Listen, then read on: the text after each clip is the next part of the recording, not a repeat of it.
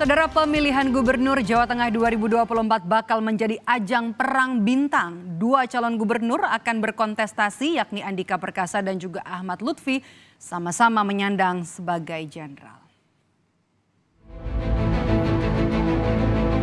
Seakan perang bintang Pilkada Jawa Tengah 2024 akan dihiasi duel dua jenderal Ahmad Lutfi dan Andika Perkasa.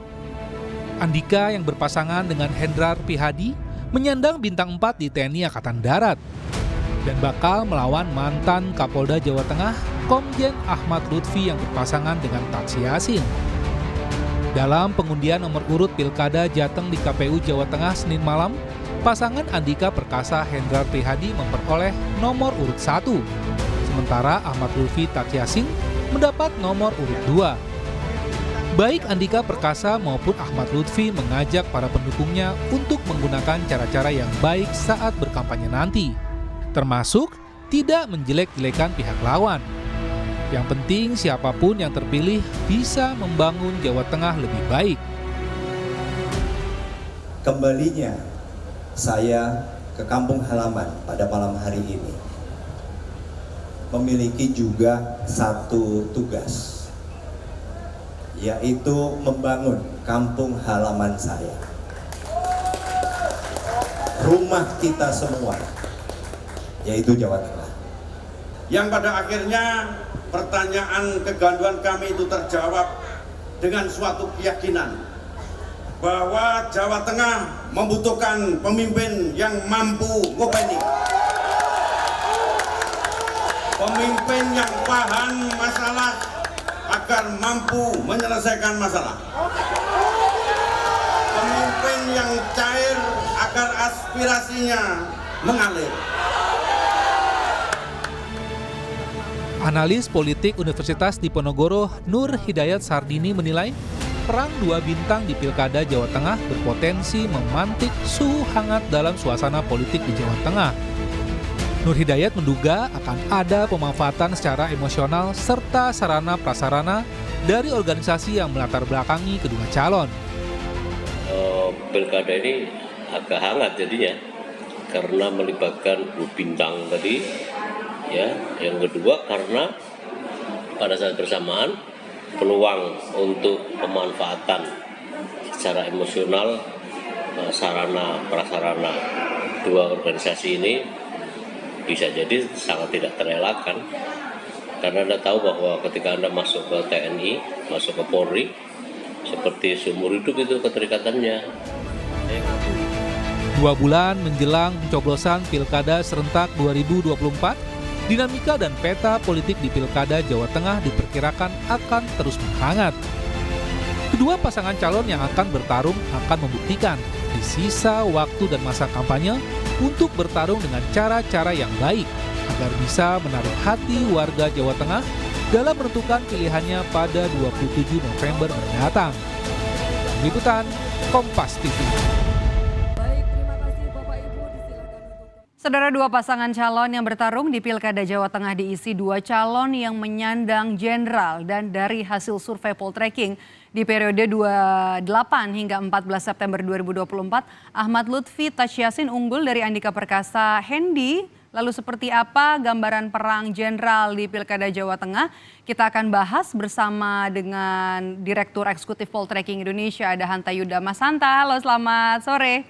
Halo, selamat sore, Madam. Apa kabar? Mas Hanta, ini menarik ya. Kita kan kemarin juga sempat bicara nih soal hasil survei juga. Kalau sekarang kita bahas soal Pilkada Jawa Tengah, ini menarik sebenarnya. Beda dengan pilkada lain, meskipun masih dalam ranah pilkada serentak, ini ada perang bintang. Bagaimana Anda melihat dua sosok yang menyandang jenderal ini? Satu TNI, satu Polri. Seperti apa gambaran perang jenderal di Pilkada Jawa Tengah? Iya, gambarannya akan berlangsung kompetitif. Jadi jaraknya mungkin tidak terlalu jauh nanti dinamikanya. Meskipun data per hari ini di survei Poltreking yang baru saja kami rilis, Medop, itu memang cenderung lebih unggul Ahmad Lutfi Tatsy Yassin, yaitu angkanya 52,2%, kemudian 31,4% untuk Andika Hendi. Nah, selisihnya sekitar 20%, 20,8% tepatnya. Tetapi ada 2 atau 3 faktor. Kita tahu di pasangan Lutfi Tad Yassin itu mengandung incumbency, yaitu di mana Tad Yassin adalah wakil gubernur incumbent untuk petahana. Oke. Artinya itu mereka sosialisasinya lebih awal. Yang kedua, pilkada masih berlangsung 2 bulan, dinamika yang menyertai masih cukup dinamis. Dan yang ketiga, ada data kami menunjukkan swing votersnya masih sangat tinggi. Separuh pemilih, 48% masih mungkin merubah pilihan. Nah, dengan data itu menunjukkan bahwa dinamika elektoral perolehannya kemungkinan akan fluktuatif terjadi. Bahwa sekarang lebih tinggi Ahmad Lutfi, Tad Yassin, tapi tidak menutup kemungkinan Andika Hendra Prihadi juga bisa menyusul ketertinggalannya. Karena keduanya memiliki jejaring organisasi yang sama kuatnya, yang kita istilahkan perang bintang, ada bintang di pundaknya 3 dan 4 bintang itu adalah orang-orang kuat yang juga saya kira memiliki kompetensi dalam persepsi pemilih cukup tinggi. Jadi persebarannya juga kekuatannya kalau kita perhatikan secara geografis juga relatif berimbang. Jadi saya melihat kemungkinan dinamikanya cukup tinggi dan simpulan sementaranya kami memprediksi akan berlangsung kompetitif. 2 jenderal, 1 dari institusi Polri, 1 dari institusi TNI, tempat keduanya berasal. Ini apakah kemungkinan ada peluang kita katakan gini Mas Hanta, nge-backup lah untuk memenangkan masing-masing calon? Ada kemungkinan soal itu?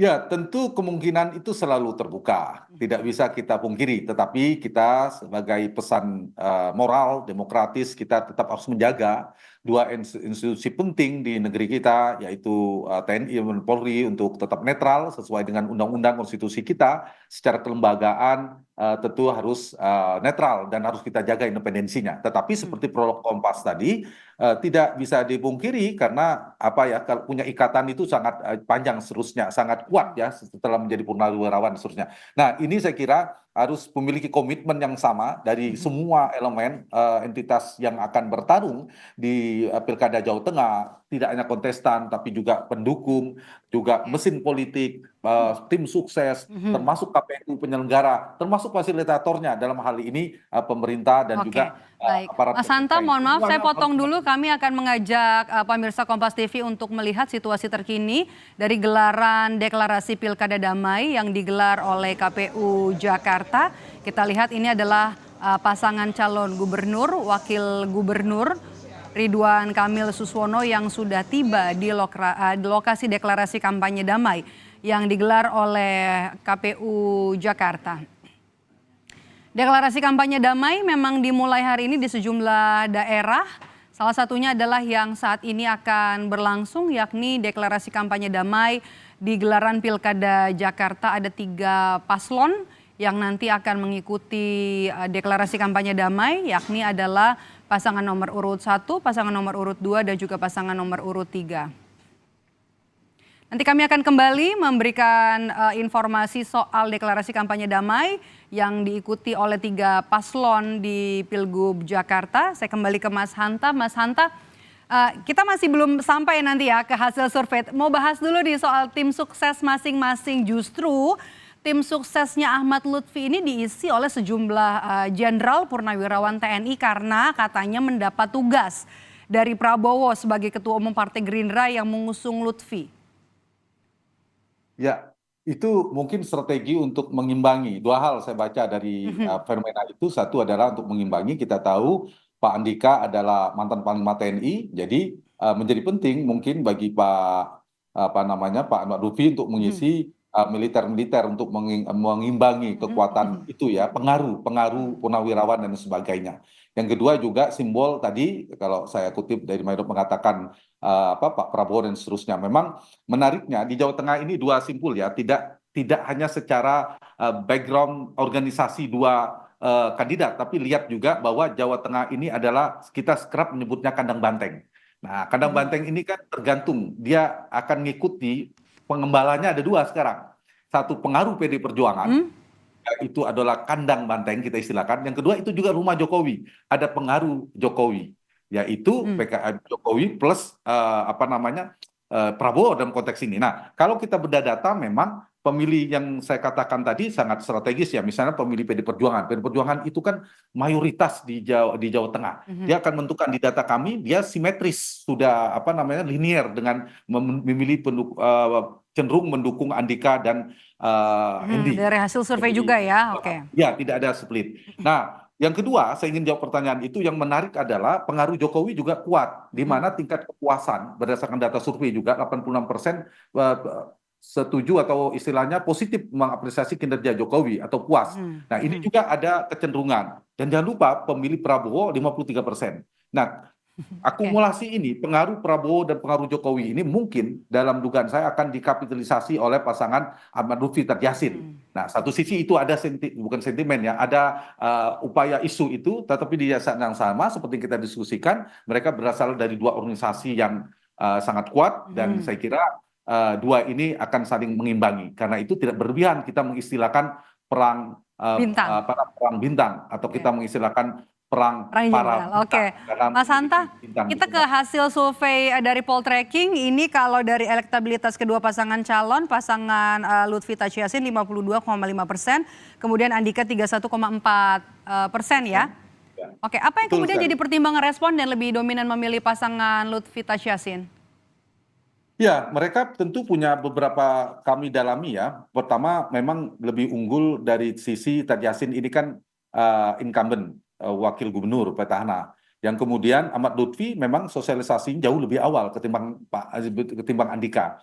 Jadi elektabilitas Ahmad Lutfi relatif lebih stabil, sosialisasinya sudah cukup banyak. Kalau kita jalan ke berbagai macam kabupaten kota di Jawa Tengah, itu sosialisasinya juga kuat. Itu satu. Yang kedua, dari sisi tadi yang saya katakan, ada pengaruh Jokowi dan Prabowo. Jadi ada tanda petik ya, persepsi publik soal endorsement dari ini didukung oleh Prabowo dan Jokowi. Saya istilahkan betul di sana kandang banteng, tapi di sana juga ada rumah Jokowi. Saya istilahkan. Jadi kompetisi itu yang menyebabkan. Ditambah faktor-faktor selain faktor sosialisasi dan popularitas, faktor pengaruh endorsement tadi. Yang ketiga adalah faktor persepsi publik soal merakyat, soal dan lain sebagainya. Itu tapi tidak salah kuatnya dengan pasangan Andika dan Hendy Prihadi.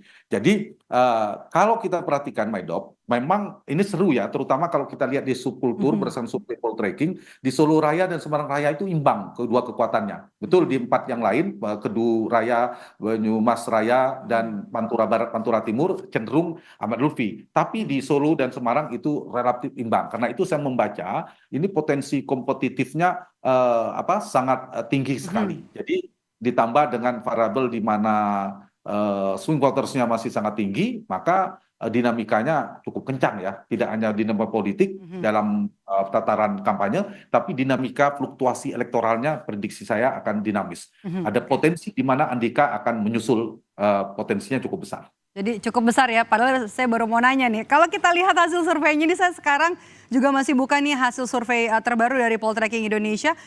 Peta sebaran elektabilitas pasangan calon gubernur juga calon wakil gubernur dari sisi pekerjaan. Ini menarik. Kalau pasangan Ahmad Lutfi dan juga Tad Yassin ini besar, ada 53% mendapatkan suara dari buruh, nelayan, petani, sopir, kernet, dan juga orang yang saat ini statusnya masih pengangguran 53%, sementara untuk Andika Hendy 28,8%. Cukup tinggi baik dari pengajar, BUMN, kemudian ibu rumah tangga, pelajar ini hampir di atas 40% semuanya memilih pasangan Lutfi Tad Yassin. Tapi ini menarik ya hasil surveinya. Dari pensiunan atau purnawirawan ini yang memilih Ahmad Lutfi hanya 35,7%, sementara 42,9% ini memilih Andika Hendy. Apa yang bisa kita baca dari angka ini? Ya, jadi sekali lagi ini pengelompokan ya, tidak spesifik satu profesi saja. Jadi pengelompokan tadi betul, tadi sudah dikupas lengkap oleh Maidop bahwa Ahmad Lutfi Tad Yassin cenderung di hampir semua segmentasi dia unggul. Tapi unggulnya tidak terlalu tebal, terutama misalnya di pelajar mahasiswa itu berimbang, berada di rentang margin error. Tapi yang sebelumnya betul lebih unggul ke Ahmad Lutfi dan Tad Yassin. Meskipun diimbangi 50-30%, selisihnya kurang dari 20%. Yang kedua, ibu rumah tangga imbang. Nah, yang menarik memang meskipun klasternya sedikit, pensiunan purnawirawan cenderung lebih unggul Andika. Jadi saya tidak hendak membandingkan dua background dari dua institusi, juga tidak melihat dari jumlah bintang, tetapi paling tidak kecenderungannya per data per hari ini seperti itu. Tapi jangan lupa sebaran klasternya pensiunan purnawirawan tidak terlalu besar ya. Di sini 1,3% in MyDop. Sementara yang lain kan sangat tinggi sekali di atas 20%. Misalnya ibu rumah tangga 26%, pengajar pedagang dan swasta karyawan itu 30%, buruh nelayan tani dan seterusnya itu 34%. Jadi variabel yang di atas secara kuantitatif ya jumlah itu jauh lebih berpengaruh melihat klaster proporsi yang di atas, nelayan, buruh, tani dan seterusnya. Yang sementara yang purnawirawan, pensiunan itu kecil. Tapi secara kualitatif ini bisa menjadi tanda petik mesin politik, pengaruh politik yang bisa dikapitalisasi dalam masa-masa kampanye. Untuk paslon yang kuat suaranya di situ ya. Ini juga menarik nih, Mas Hanta. Saya mau lihat dari peta sebaran berdasarkan Pilpres 2024. Jadi masih ada dampaknya sebenarnya di Pilkada Jawa Tengah ya. Ini Anies Baswedan, suara Pilpres Anies Baswedan Muhaimin Iskandar untuk Ahmad Lutfi Yassin Maimun 63,8%. Sementara untuk Andika Hendi hanya 20,3%. Kemudian suara Pilpres Prabowo Subianto Gibran ini ke pasangan Ahmad Lutfi cukup tinggi ya, 60%. Dan juga ya kalau kita tahu pasangan Ganjar Pranowo Mahfud MD ini pasti tentunya suaranya akan ke pasangan nomor Andika dan juga Hendi 60%. Kalau kita lihat dari angka ini sebenarnya bagaimana membacanya, terutama untuk pendukung di Pilpres kemarin Anies Baswedan Muhaimin Iskandar yang angkanya cukup tinggi untuk pasangan Lutfi Yassin. Nah, sebelum masuk ke Pilpres, kita bandingkan dengan data partai, cross tabulasi kita. Partai itu pemilih PD Perjuangan satu-satunya partai yang linier, mayoritas memilih pasangan Andika. Sementara di luar PD Perjuangan semuanya Kim plus pendukung partai pendukung Prabowo Gibran dan partai pendukung Anies Muhaimin, artinya sudah Kim plus, termasuk PKS, PKB dan Nasdem gabung di sana, itu juga tidak mengalami split ticket voting. Semuanya mayoritas sudah solid lebih banyak ke Ahmad Lutfi Yassin. Sehingga itu linear juga dengan hasil Pilpres, di mana pemilih Pilpresnya, yaitu pemilih Prabowo dan pemilih Anies lebih banyak ke Ahmad Lutfi, sementara pemilih Ganjar lebih banyak ke Andika. Nah, data ini menunjukkan ada konsistensi pertarungan dua di Jawa Tengah ini, di mana pendukung Anies dan pendukung Prabowo, Kim dan Kim plus-plusnya itu pendukung partai pendukung Anies itu udah terkonsolidasi berhadapan, saya tidak sebut mengeroyok ya, berhadapan dengan satu-satunya partai yang mendukung Andika, tapi Andika mendapatkan suara yang relatif cukup besar ya, dengan modal awal sudah 31%. Kalau bisa melakukan semacam ada fenomena split ticket voting di mana partai-partai lain bisa menyeberang mereka bisa ada potensi untuk mengalami pertumbuhan secara elektoral. Jadi simpulannya dari temuan ini menunjukkan bahwa cukup solidnya terbelahnya pemilih pendukung partai, basis Pilpres, Prabowo Gibran dan Anies Muhaimin itu menyatu. Meskipun mungkin figurnya tidak menyatu ya, karena Anies tidak sedang berada dalam pemerintahan. Tapi Pak Muhaimin sudah bergabung. Nah, sehingga simpulannya adalah Pak Ganjar itu kan kekuatannya nomor 2, cukup lumayan di Jawa Tengah, 30% lebih. Itu yang kalau kita perhatikan pemilih Ganjar, pemilih PDIP, dan pemilih Andika itu beririsan sangat tebal sekali. Nah, itu yang menjadi potensi bagi Pak Andika untuk melebarkan sayap captive marketnya untuk mendapatkan basis di luar PDIP. Sekaligus juga menggerus suara ya, elektabilitas ya. Ahmad Lutfi, betul sekali. Baik, terima kasih sudah memberikan ulasan sore hari ini di Rumah Pilkada Direktur Eksekutif Poltreking, Mas Hanta Yuda. Sehat selalu Mas Hanta.